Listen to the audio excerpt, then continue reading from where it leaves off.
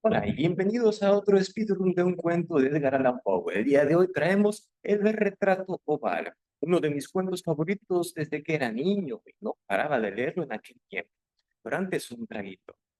Y como a YouTube y otras páginas no les gusta que anden mostrando botellas de licor, a partir de ahora voy a tomar de este vaso negro. Y como ya no se puede ver qué hay adentro, no pueden saber exactamente qué estoy tomando. Podría ser alcohol, podría no serlo, ¿verdad? Ah, era jugo de zapote. Bueno, ahora sí empecemos. El retrato oval.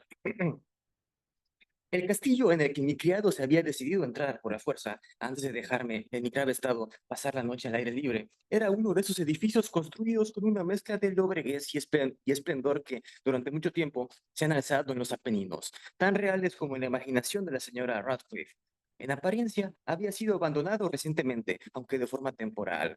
Nos instalamos en una de las habitaciones más pequeñas y menos suntuosas, ubicada en una apartada torre del castillo. Su decoración era rica, aunque gastada y antigua.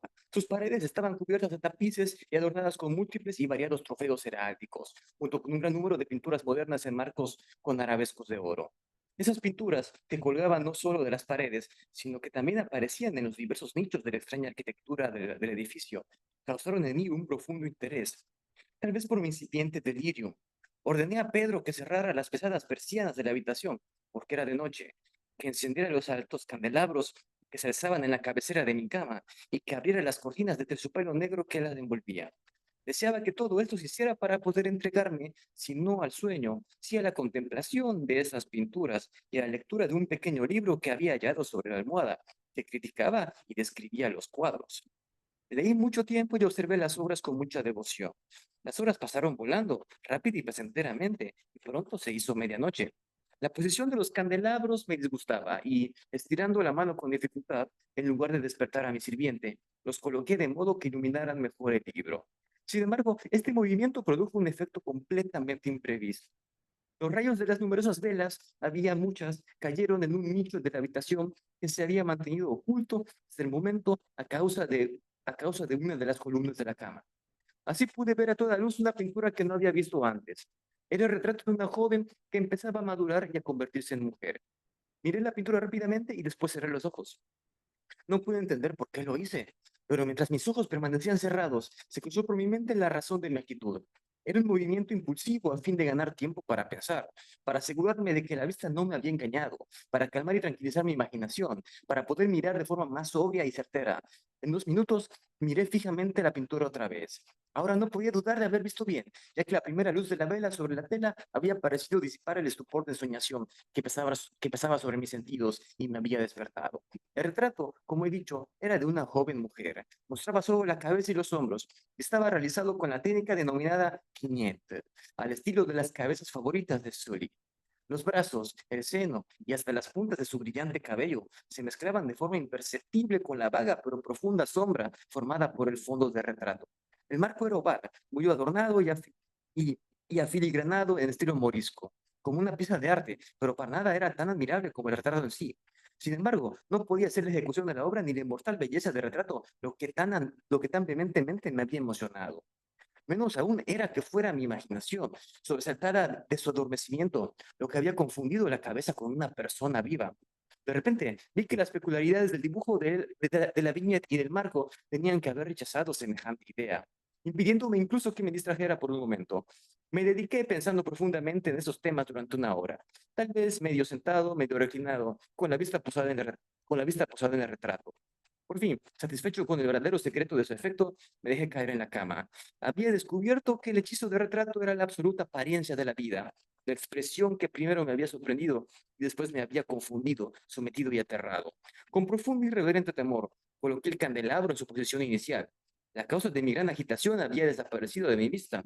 Busqué ansiosamente el libro que hablaba de las pinturas y su historia. Me detuve en el número que designaba el retrato oval y leí las vagas y extrañas palabras que siguen. Se trataba de una doncella de singular belleza, tan encantadora como alegre.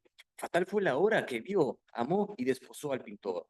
Él, apasionado, estudioso y austero, tenía ya una prometida en su arte. Ella, una doncella de singular belleza, tan encantadora como alegre, pura luz y sonrisa. traviesa como un cervatillo, lo amaba y lo mimaba, y odiaba solo el arte que era su rival, y tenía solo la paleta, los pinceles y otros instrumentos molestos que la privaban de la contemplación de su amado.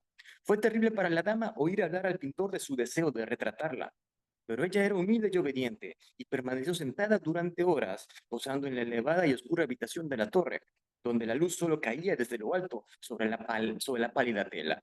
Pero el pintor se vanagloriaba de su obra, en la que trabajaba horas y horas, días y días.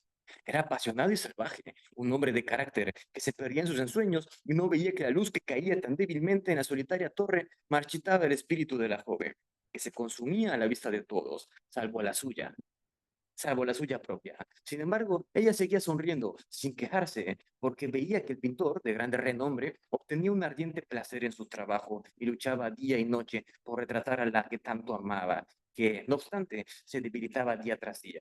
A decir verdad, algunos de los que contemplaban el retrato hablaban en voz baja de su parecido, como de una asombrosa maravilla, y como prueba tanto del poder del pintor como del profundo amor que aquella a quien retrataba también. Sin embargo, finalmente, a medida que la labor llegaba a su fin, no dejó que nadie entrara a la torre, ya que estaba exaltado en el ardor de su trabajo.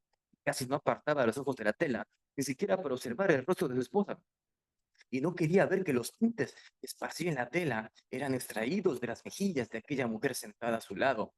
Cuando pasaron varias semanas y quedaba poco por hacer, excepto un retoque en la boca y una pincelada en el ojo, el espíritu de la mujer osciló, vacilante como la llama de la lámpara, y después aplicó el retoque y la pincelada. Por un momento, el pintor quedó en trance ante la obra que había realizado, pero a continuación, mientras seguía mirando, comenzó a temblar y palideció y tembló mientras gritaba, «¡Es verdad! ¡Esta es la vida misma!». Y al volverse de improviso para mirar a su amada, estaba muerta.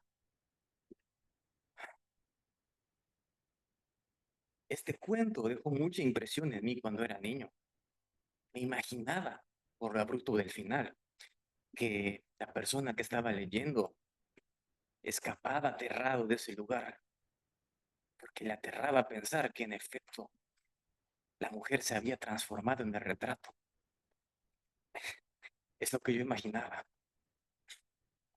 Bueno, hasta aquí lo dejamos por ahora. Nos veremos en el siguiente cuento y hasta otro universo paralelo.